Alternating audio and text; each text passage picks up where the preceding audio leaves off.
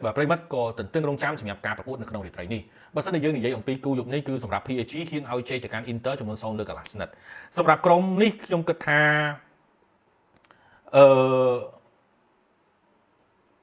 បើសិនជានិយាយអំពីការលេងប្រយុទ្ធគ្នាវិញខ្ញុំគិតថាប្រហែលជាតានតឹងខ្ញុំគិតថាសម្រាប់លោក Luis Enrique នឹងមិនប្រយុទ្ធខ្លាំងពេកទេបាទព្រោះតែគាត់មើលទៅលើគំរូរបស់ Barcelona បាទប្រសិនបើប្រយុទ្ធខ្លាំងពេកពិតណាស់គឺ Inter នឹងអាចរកគ្រាប់បាល់បានបាទអ្វីដែល Inter ធ្វើដោយការពីពេលដែល Chelsea លើកពាន UEFA Champions League ចុងក្រោយចឹងបាទគឺទប់ហើយវាបកនោះគឺឲ្យវាបកខ្លាំងទេមានតែ1 2បាទដែលចេញទៅទេបាទអញ្ចឹងចំណុចនេះប្រសិនបើលោក Luis Enrique យប់នេះគាត់ប្រើប្រព័ន្ធប្រយុទ្ធខ្ញុំគិតថាពាននេះបានទៅលើ Inter សម្រាប់ Inter យើងមិនចាំបាច់និយាយថាតើគាត់នឹងប្រើយុទ្ធសាស្ត្រអីទេប៉ុន្តែខ្ញុំជឿជាក់ថា Inter យប់នេះនឹងព្យាយាមបិទបន្តទៀតលេងបែបដដែលជាមួយនឹង Barcelona បាទចំណុចដែលយើងបានកលេចមើលប៉ារីសរដូវកាលមុនក៏ដូចជារដូវកាលនេះក្រោមការដឹកនាំដោយ Luis Enrique កីឡាករហាក់បីដូចជាមានសន្ទុះខ្លាំង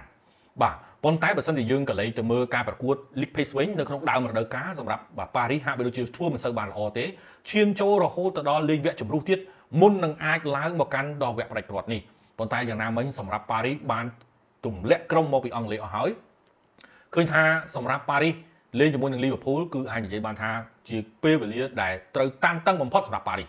បាទតែយ៉ាងណាមិញប៉ារីសគឺយកឈ្នះ Liverpool ជាមួយនឹងគ្រាប់បាល់ពេលនឹងទីកាត់សេចក្តីនោះទេអញ្ចឹងអាចនិយាយបានថាមិនមែនប៉ារីសទៅទម្លាក់ Liverpool ងាយនោះទេទឹកដីខ្លួនឯង Liverpool ស៊ីមុនទៀតបាទអញ្ចឹងសម្រាប់ការប្រកួតនេះមិនងាយស្រួលប្រហែលទេសម្រាប់ប៉ារីសនៅក្នុងការយកឈ្នះទៅលើ Inter ឃើញប្រិយមិត្តជាច្រើនបានលើកឡើងថាសម្រាប់គូយុគនេះ Inter និងប៉ារីសមានគ្រាប់បាល់ច្រើនបាទហើយជាជឿគិតថាប៉ារីសស៊ី Inter 3-0 បាទបើសិនជាប៉ារីសអាចស៊ី Inter 3-0 បានមែនមានន័យថាកម្រិតប៉ារីសបច្ចុប្បន្នខ្លាំងជាង Barcelona ទៅទៀតមិនអញ្ចឹងទេមិនដល់ថ្នាក់ហ្នឹងទេប្រិយមិត្តបាទខ្ញុំគិតថាមិនដល់ថ្នាក់ហ្នឹងទេបើទោះជាប៉ារីសលើកពានក៏មិនស៊ី Inter ដល់ថ្នាក់ហ្នឹងដែរប្រវត្តិនៅក្នុងការលេងផ្ដាច់ព្រាត់ UEFA Champions League អត់ដែលមានប្រវត្តិស៊ីកប់ក្តៅបែបហ្នឹងទេបាទព្រោះតែក្រុមទាំងពីរមុននឹងឡើងមកដល់ពេលនេះបាទគឺឆ្លងកាត់នៅឧបសគ្គបាទក៏ដូចជារឿងរ៉ាវច្រើនមែនទែនតម្រាប់មកឈានមកដល់ពេលនេះអញ្ចឹងក្រុមមួយប៉ះជាមួយនឹងក្រុមមួយត្បិតតែយើងអាចទាញដឹងថាក្រុមមួយអាចមានលទ្ធភាពខ្ពស់ជាងប៉ុន្តែក៏មិនមែនទៅស៊ីផុយដូចกระดาษនោះដែរមិនស្រួលទេបាទមិនស្រួលទេហើយបើយើងនិយាយថាប៉ារីសទៅស៊ី Inter 3-0 បាទដូច Inter ហ្នឹងទើបក្មេងមកតៃបាទកុំភ្លេចណាម្ចាស់ពាន UEFA Champions League 3សម័យកាលបាទបើប្រៀបធៀបជាមួយនឹងប៉ារីសទើបតែរងជើងឯកម្ដងទេខុសគ្នាឆ្ងាយណាបាទអញ្ចឹងសម្រាប់ភាពចាស់ចិត្តចាស់គំនិតក៏ដូចជាការចូលរួមជាមួយនឹងការប្រកួត UEFA Champions League នេះ Inter Milan គឺគេមានមកយូរលង់ណាស់មកហើយបើសិនជាយើងនិយាយអំពីការឡើងមកដល់វគ្គផ្ដាច់ព្រាត់របស់ Inter មានចំនួន7ដងហើយលើកទាំងលើកនេះបាទ7ដងហើយបាទ3ដងគឺលើកពាន3ដងគឺរងជើងឯកហើយលើកទី7នេះគឺមកម្ដងទៀតហើយតើលើកទី4នេះលើកទី4សម្រាប់ជើងឯកឬក៏លើកទី4សម្រាប់រងជើងឯកចាំអត់លទ្ធផលនៅវេលាម៉ោង4ព្រឹកស្អែកបាទនិយាយពីក្រុមទាំងពីរនេះយើងអាចនិយាយបានថាមួយរយៈចុងក្រោយគឺរៀងតានតឹងបន្តិចប៉ុន្តែសម្រាប់លោក Inzaghi ក៏បានដឹកនាំក្នុងរយៈពេលប្រហែលឆ្នាំចុងក្រោយនេះគឺបានទៅដល់វគ្គផ្ដាច់ព្រាត់ដែលនាំ Inter ទៅប៉ះផ្ដាច់ព្រាត់ជាមួយនឹង Manchester City ដោយ Manchester City យកឈ្នះមិនច្រើនប្រហែលនោះទេហើយស្របពេលដែលលោក Inzaghi តាំងពីមកដឹកបើទោះជាពីរដូវកាលនៅក្នុងការដឹកនាំមិនបានល្អដែលធ្វើឲ្យ Inter បានធ្លាក់ចេញទៅវគ្គ16ក្រុមមែនប៉ុន្តែសម្រាប់លោក Inzaghi ក៏មិនដែលឲ្យក្រុមណាដែលអាចយកឈ្នះទៅលើគាត់បានងាយៗដែរអញ្ចឹងយើងអាចតបមកវិញបានថាសម្រាប់ Inter មិនមែនជាក្រុមមួយដែលគេទៅស៊ីគាត់ងាយៗនោះទេស្របមកវិញសម្រាប់ក្បួនរបស់លោក Inzaghi គឺប្រព័ន្ធការពាររបស់គាត់គឺមាំបាទប៉ុន្តែបើសិនជាយើងនិយាយអំពីប្រព័ន្ធរបស់លោក Luis Enrique វិញលោក Luis Enrique គឺគាត់លេងតាមប្រព័ន្ធគេហៅថាឆ្លាស់មានន័យថាកីឡាករអាចផ្លាស់ប្ដូរតំបន់លេងបាទតាមអ្វីដែលគាត់ត្រូវរៀបចំកីឡាករឆ្លាស់គ្នាលេងទៅតាមតំបន់ដែលគាត់បានរៀបចំអញ្ចឹងសម្រាប់ក្បួនរបស់លោក Luis Enrique នេះវានឹងអាចដើរបានប្រសិនបើកីឡាកររបស់គាត់គឺអាចនឹងមានកម្លាំងគ្រប់គ្រាន់មានសន្ទុះគ្រប់គ្រាន់បាទនៅក្នុងការលេងរបៀបរបស់គាត់នេះវាតានតឹងបន្តិចបាទប៉ុន្តែយោងតាមចាប់ពីការប្រកួតចុងក្រោយរវាងបាទ Liverpool ជាមួយនឹង Paris មកខ្ញុំមើលទៅឃើញថាទឹកចិត្តកីឡាកររបស់ Paris ជាពិសេសកីឡាករផ្សេងនោះគឺចាប់ផ្ដើមមានទឹកចិត្តពុះកញ្ជ្រោលខ្លាំងមែនទែនការប្រកួតជាមួយនឹង Liverpool អាចនិយាយបានថា Liverpool សឹងតែនិយាយទៅមិនដឹងថាត្រូវធ្វើមិនខ្មិចទេប្រិមិត្តបើអត់ដឹងថាត្រូវធ្វើមិនខ្មិចបោះទៅណាក៏ជាប់បោះទៅណាក៏ជាប់ប្រេសខ្លាំងមែនទែនសម្រាប់ក្បួនរបស់លោក Luis Enrique ហើយសម្រាប់ការប្រកួតចុងក្រោយជាមួយនឹង Arsenal បាទយើងក៏ដឹងដែរសម្រាប់ Arsenal នៅការនេះអត់មានខ្សែប្រយុទ្ធកដាលទេបាទយក Merino ទៅធ្វើខ្សែប្រយុទ្ធកដាលតាមពិតទៅ Arsenal បើសិនជាគាត់លេងប្រយុទ្ធចាប់តាំងពីការប្រកួតនៅ Emirates Stadium Arsenal នឹងគឺមានឱកាសបាត់ហើយប៉ុន្តែគាត់អត់ព្រមទេបាទលេងលោកអាតេតាបែរទៅជាលេងដូចជាលក្ខណៈទប់មើលគូសត្រូវមើលគូប្រកួតបាទអត់គេស៊ីមកក្របហើយមើលទៅដូចជានៅល្មមដល់ពេលជើងទី2ទៅលេងនៅផ្ទះប៉ារីបំប្រឹងមានណាប្រឹងបុកគេមិនចូល15នាទីគេដាក់បានមកក្របអ្វីគ្រប់បែបយ៉ាងគឺចប់សពគ្រប់បាទធ្វើអីអត់ចាញ់បាទតែយ៉ាងណាមិញក៏ទៅសើបាទទៅកាន់ការដឹកនាំរបស់លោក Luis Enrique គឺល្អមែនតើបាទសម្រាប់ប្រព័ន្ធលេងរបស់ប៉ារីមួយនេះចាប់តាំងពី Kylian Mbappé នៅរហូតមកដល់ពេលនេះមើលទៅឃើញថារដូវកាលនេះគឺសម្រាប់ប៉ារីមើលទៅដូចកាចមែនតើបាទអ្វីដែលគាត់ធ្វើគឺ pressing គឺខ្លាំងមែនតើបាទចំណែកឯសម្រាប់លោកការដឹកនាំរបស់លោក Inzaghi វិញគឺសង្កត់ធ្ងន់មែនតើបាទទៅលើតំបន់បម្រើហើយនិងតំបន់ការពារការប្រកួតជាមួយនឹង Barcelona ប្រិមិត្តបាទគឺ Barcelona ច្រើនមែនតើឱកាសប៉ុន្តែទម្រាំតែសម្រេចនេះ Barcelona សម្បូរទៅដោយធនធានប្រយុទ្ធផងណាបាទមិនមែនថាប៉ារីអត់ធនធានប្រយុទ្ធទេ Kvaratskhelia បាទ Dembele Doué ហើយជាមួយនឹង Barca បាទសិតតែជាកីឡាករប្រយុទ្ធទេប៉ុន្តែ Barca គាត់នៅក្មេងបាទហើយ Doué គាត់មើលទៅដូចជាមិនជាប្រមាណទេរំពឹងធំបំផុតគឺ Dembele បាទជាអ្នករកគ្រាប់ហើយបើសិនជាយើងនិយាយអំពី Kvaratskhelia ឱកាសក៏គាត់បង្កើតបានប៉ុន្តែ Kvaratskhelia ហ្នឹងគាត់មិនដឹងថាគាត់សោយឬក៏ការសុទ្ធរបស់គាត់ហ្នឹងគឺអញ្ចឹងភាគច្រើននៅពេលគាត់មានឱកាសសុទ្ធបើមិនប្រកួតទីទេគឺបាទអត់ចំទីដឹងមិនបាទភាគច្រើនទៅមើលទៅគឺផុតរបាទីដឹងតែចិត្តគាត់ហ្នឹងគឺចង់សុទ្ធនោះឲ្យប៉ោងសណាញ់ឲ្យធ្លាយតែម្ដងឬក៏មិនបាទសម្រាប់ Kvaratskhelia ប៉ុន្តែគាត់ support team បានច្រើនមែនតើតាំងពីប្រយុទ្ធរហូតដល់អាស៊ីសមិត្តរួមក្រុមទៀតការបង្កើតឱកាសរបស់គាត់គឺធ្វើមកបានល្អមែនតើសម្រាប់ Kvaratskhelia បាទ Vitinha ក៏ចាប់ផ្ដើមមានសន្ទុះខ្លាំងបាទហើយសម្រាប់ដែល key ដែលសំខាន់ដែលខ្ញុំមើលទៅឃើញដែលជួយសឹងតែនិយាយថា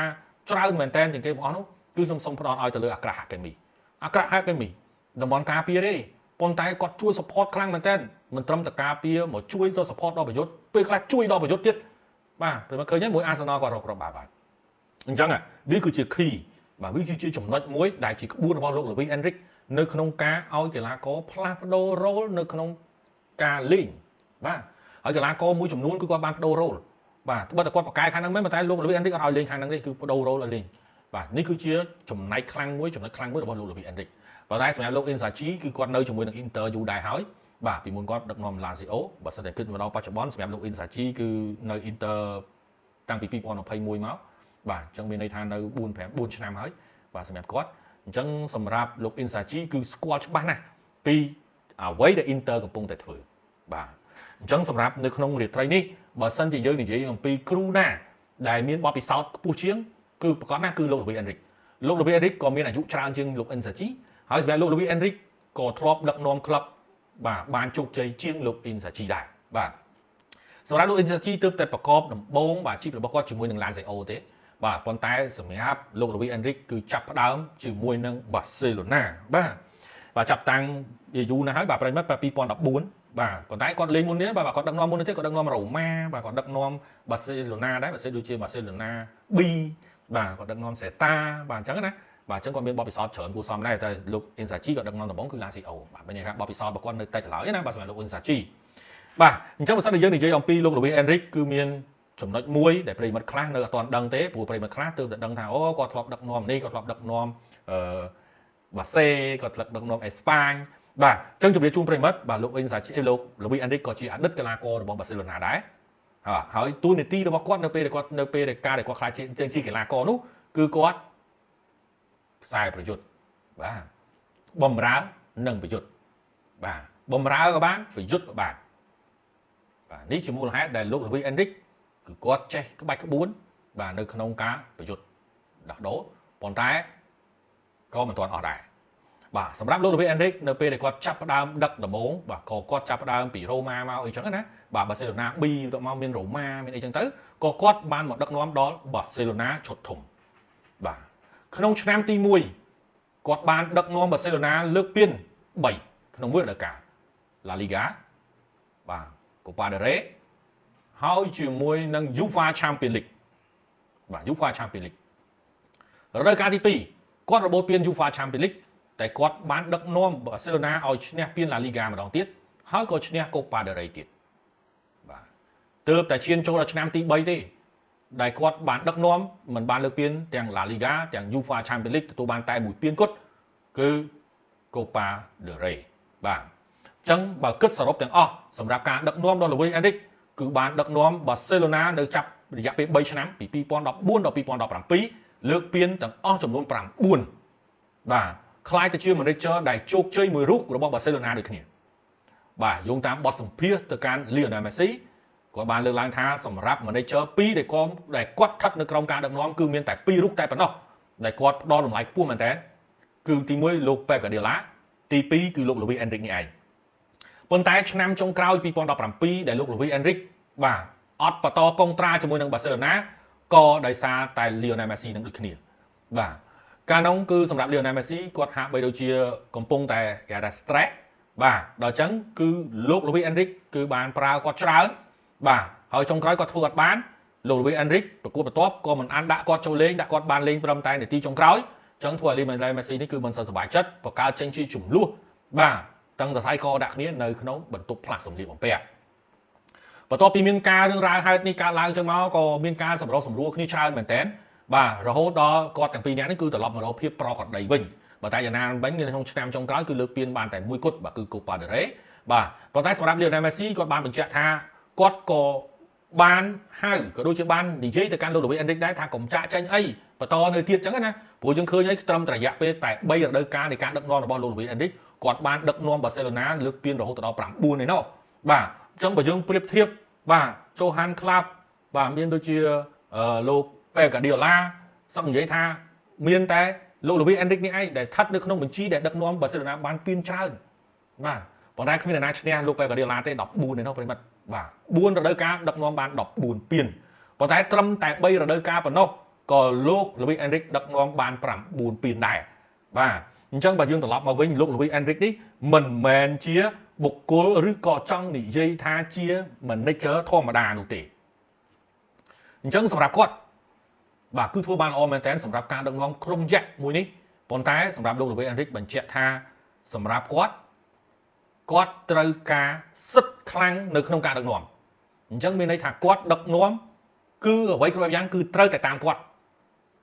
បើមិនតាមគាត់ទេគឺគាត់អត់ខ្វល់គាត់ដើរចេញបាទអញ្ចឹងការដែលទៅប៉ារីសនេះគឺមិនធម្មតាដែរបាទប្រិមត្តឃើញហើយបាទដូចជាមិនមានអីទេបាទមិនខ្ចីអង្វរ Kylian Mbappé មិនខ្ចីអីទាំងអស់គាត់ត្រូវការកីឡាករណាដែលស្ដាប់គាត់បាទចូលរួមការងារអញ្ចឹងបើសិនជាខ្ញុំនិយាយអំពីបាទប្រវត្តិរបស់លោក Luis Enrique ប៉ុណ្ណេះប្រិមត្តប្រកាសជាវ៉ាវបាទមិនធម្មតាទេបាទចូលដឹកនាំបាសេឡូណារដូវកាលទី1ដឹកនាំបានពាន3បាទអានេះយើងបាច់គិតទេណាបាទយើងបាច់គិតបាទ Super Cup បាទឬក៏យើងបាច់គិតទៅលើ FIFA Club World Cup យើងគិតថារដូវកាលហ្នឹងដឹកនាំបានពាន3បាទអញ្ចឹងតបមកនោះវិញក្នុងការដឹកនាំរដូវកាលទី1របស់គាត់ក៏មិនធម្មតាដែរជាមួយនឹងក្រុមបាល់ទាត់បារាំងដូចគ្នាបាទដល់រដូវកាលទី1ភ្លាមលើកពានដូចគ្នាបាទប៉ុន្តែសោកស្ដាយមែនទែនការពីរដូវកាលមុនគាត់បានដឹកនាំចាញ់ទៅលើ Dortmund នៅក្នុងការប្រកួតវគ្គពាក់កណ្ដាលផ្ដាច់ព្រាត់ UEFA Champions League ដែលការចាញ់ទៅលើ Dortmund នោះក៏រៀងអាម៉ាស់ដែរបាទក្នុងដីអស់មួយគ្រាប់ក្រៅដីអស់មួយគ្រាប់បាទចាញ់ទៅក្នុងចាញ់ទៅក្រៅបាទ Dortmund នៅកាលមុនវាខ្លាំងណាបាទប៉ុន្តែចុងក្រោយឡើងមកប៉ះរៀលចប់នៅហ្នឹងបាទអញ្ចឹងសម្រាប់បាទលោក Luis Enrique ឆ្នាំនេះគឺបានពានធំបាទនៅក្នុងប្រទេសរបស់គាត់ហើយបានហើយ2ហើយនៅសល់តែការប្រកួត UEFA Champions League ទៀតទេបាទតើលោក Luis Enrique នឹងអាចលើកពាន UEFA Champions League ទី2របស់គាត់បានដែរទេឬអាស្រ័យទៅលើយុគនេះបាទតែយ៉ាងណាមិញបើសិនជាយើងនិយាយអំពីបាទស្ថិតិរបស់លោក Luis Enrique វិញគឺមិនធម្មតាប្រិមិត្តបាទ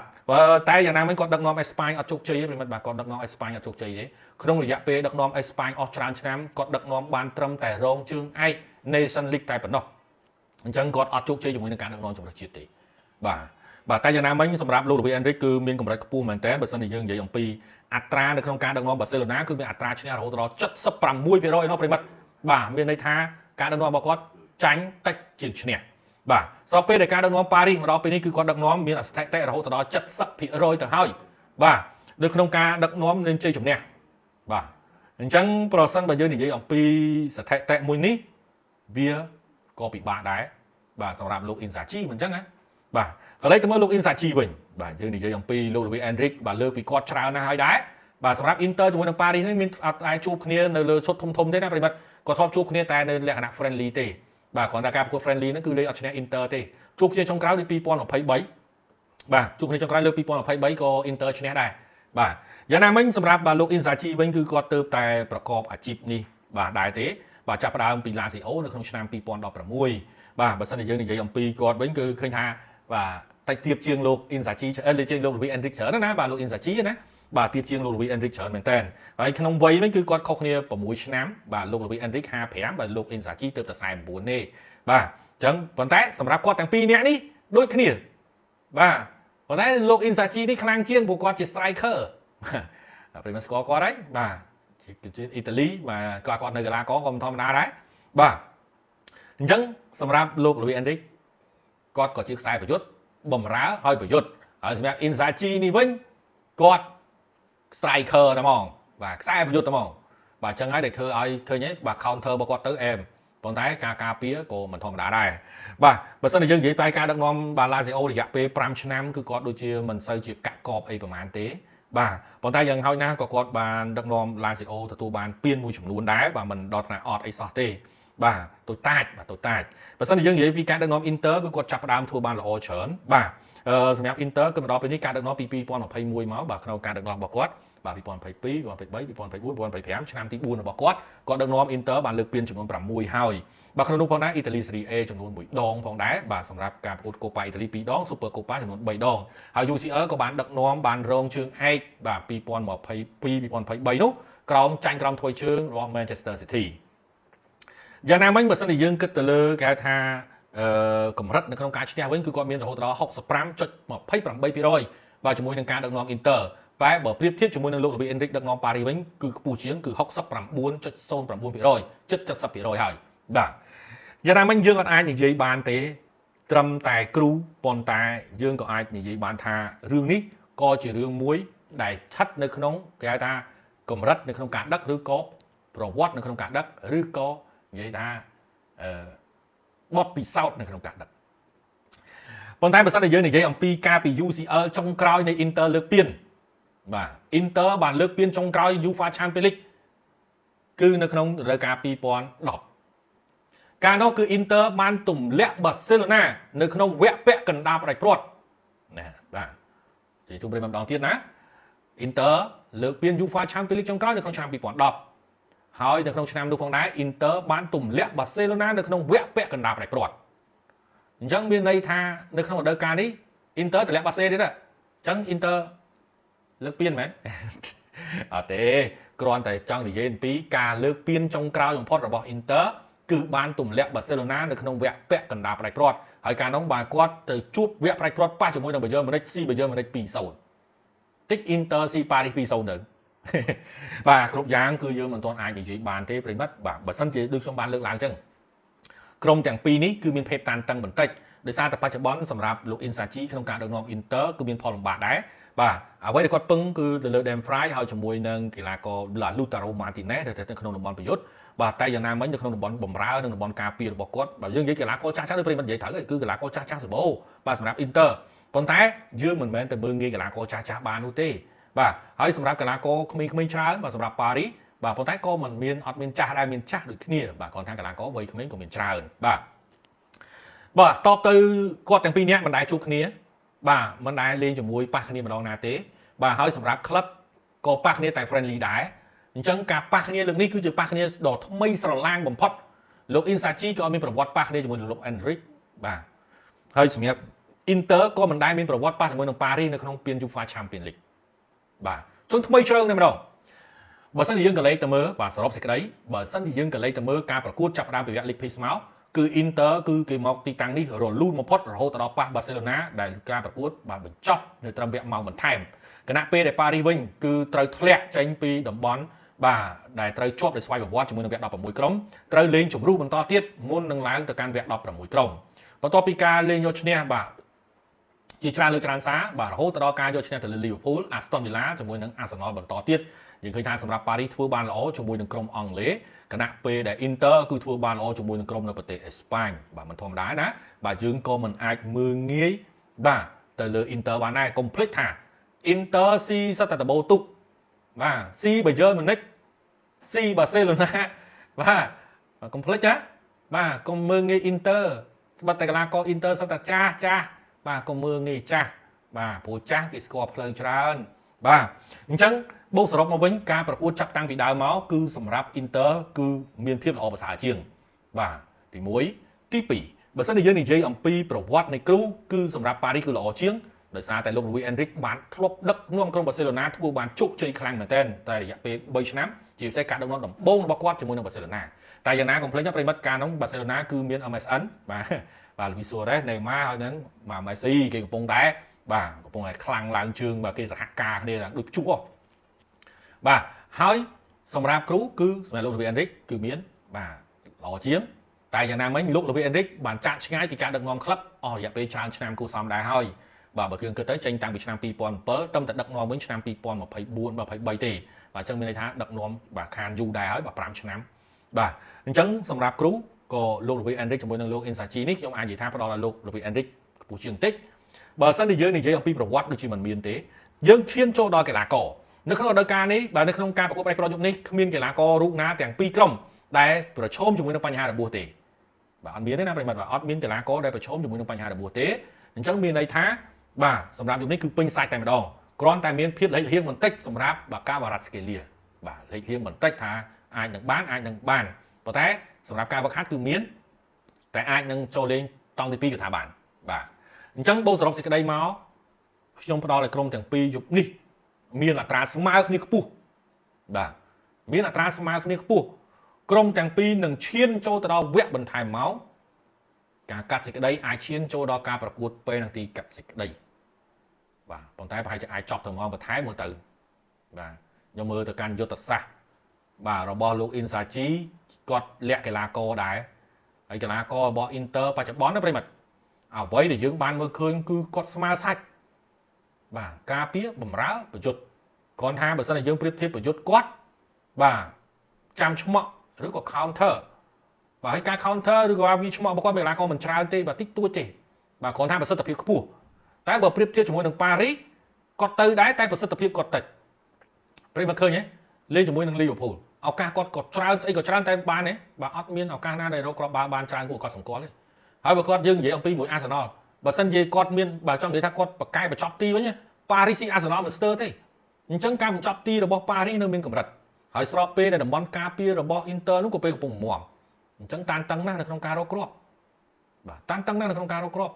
ហើយ Inter ក៏មិនហ៊ានសម្រុកខ្លាំងណាស់ដែរអញ្ចឹងសម្រាប់ខ្ញុំ